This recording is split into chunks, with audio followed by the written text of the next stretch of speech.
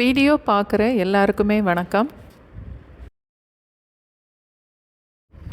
ரொம்ப சிம்பிளாக ஒரு மட்டன் மிளகு மசாலா இன்றைக்கி செய்து பார்க்கலாம். இந்த மசாலா சாதத்தோடு சாப்பிடவும் நல்லாயிருக்கும், டிஃபன் வெரைட்டியோடு சாப்பிட்றதுக்கும் ரொம்ப நல்லாயிருக்கும். 1/4 கப் அளவுக்கு நான் நல்லெண்ணெய் சேர்க்குறேன். எந்த எண்ணெய் வேணாலும் சேர்த்துக்கலாம்.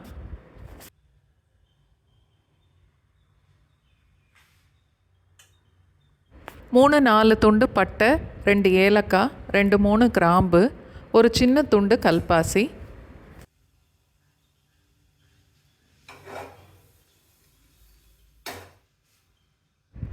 மீடியம் சைஸில் 2 வெங்காயம் பொடிசாக வெட்டினது, மீடியம் சைஸில் 2 தக்காளி, கொஞ்சம் கருவேப்பிலை, இதை சேர்த்துட்டு இப்போ வதக்கலாம்.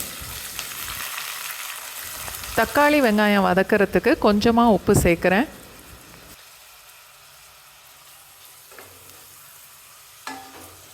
தக்காளி நல்லா சாஃப்டாக வர்ற வரைக்கும் அடிக்கடி கிளறி விட்டு வதக்கணும்.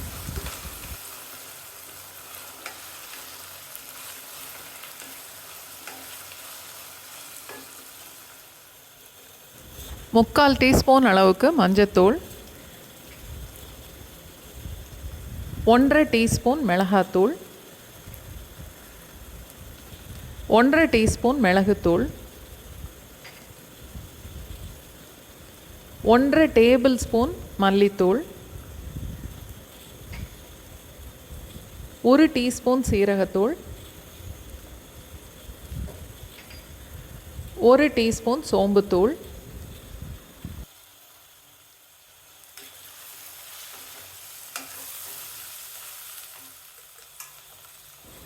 இஞ்சி பூண்டு பேஸ்ட் 1/2 டேபிள் ஸ்பூன் அளவுக்கு,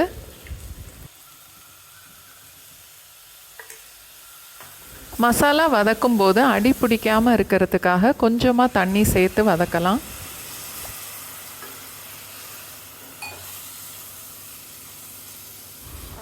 அடுப்பு லோ ஃப்ளேம்லேயே வச்சுட்டு மசாலாவோட பச்சை வாசனை போகிற வரைக்கும் நல்லா வதக்கிட்டு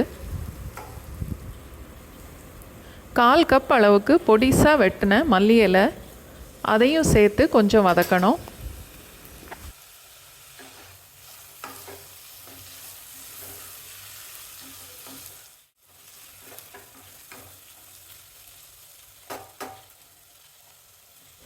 ஐநூறு கிராம் அளவுக்கு மட்டன் நல்லா பொடிசாக வெட்டினது, கழுவி சுத்தம் பண்ணிவிட்டு வதக்கின மசாலாவோடு இப்போ சேர்த்துடலாம். 3/4 கப் அளவுக்கு தண்ணி, மட்டனுக்கு தேவையான அளவுக்கு உப்பும் சேர்த்துட்டு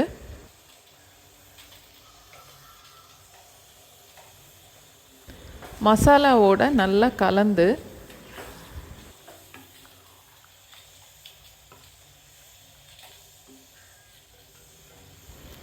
குக்கரை மூடி அடுப்பை மீடியம் ஃப்ளேமில் வச்சுட்டு 7 இல்லை 8 விசில் வைக்கலாம். இல்லை ஒரு விசில் வந்ததுக்கப்புறம் அடுப்பை லோ ஃப்ளேமுக்கு மாற்றிட்டு 10 நிமிஷத்துக்கு அப்புறம் அடுப்பை ஆஃப் பண்ணிடலாம்.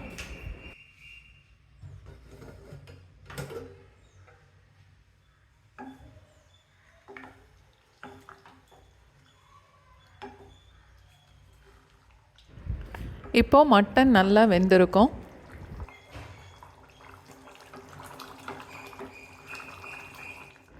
இந்த கிரேவி நல்லா கெட்டியாக மட்டனோடு சேர்ந்து வர்ற வரைக்கும் அடுப்பை மீடியம் ஃப்ளேம்லேயே வச்சுட்டு கொதிக்க விடலாம்.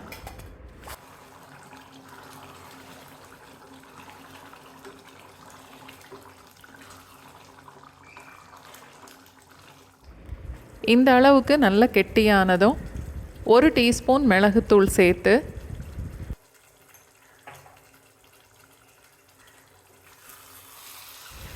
நல்லா கலந்துட்டு அடுப்பை ஆஃப் பண்ணிடலாம்.